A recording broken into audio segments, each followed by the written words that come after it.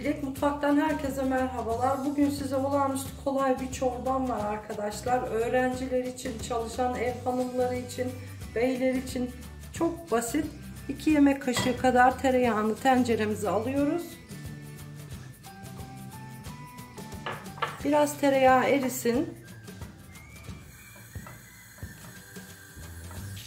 Tereyağımız erimeye başladı. 1 su bardağı, klasik su bardağıyla arpa şehriyeyi biraz kavuruyoruz. Şöyle hafif rengi dönene kadar kavrulması yeterli.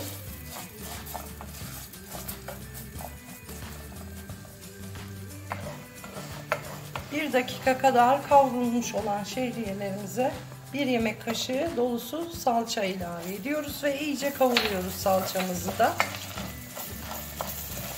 Salçanın kokusunun çıkması için salçayı iyi kavurursak yemeklerimiz, çorbalarımız çok güzel olur.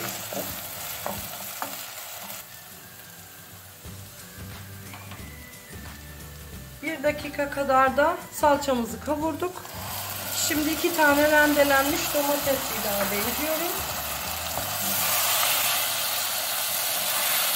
Biraz da domatesle pişirelim. Nefis bir şehriye çorbası oluyor.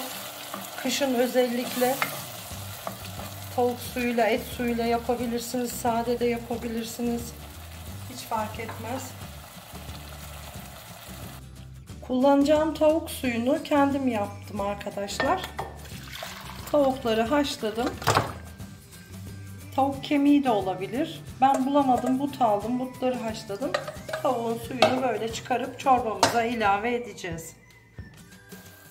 3 dakika kadar da domatesi kavurduk arkadaşlar. Şimdi 1 çay kaşığı kadar kırmızı toz biber ilave ettim.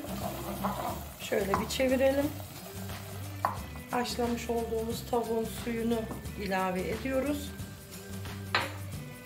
4 su bardağı tavuk suyu vardı.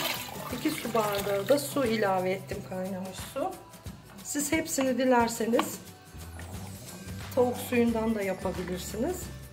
Şimdi kaynamaya bırakalım. Kaynadıktan sonra 15 dakika kaynaması yeterli.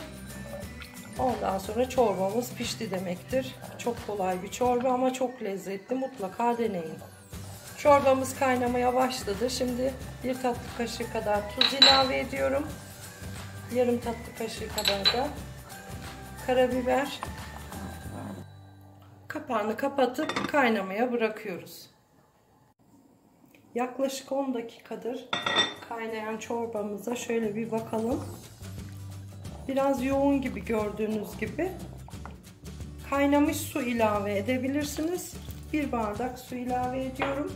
Eğer yoğun bir çorba seviyorsanız hiç eklemeyebilirsiniz. Şimdi tekrar bir 2-3 dakika daha kaynatıp artık altını kapatabiliriz. Arpa şehriye çorbamız servise hazır.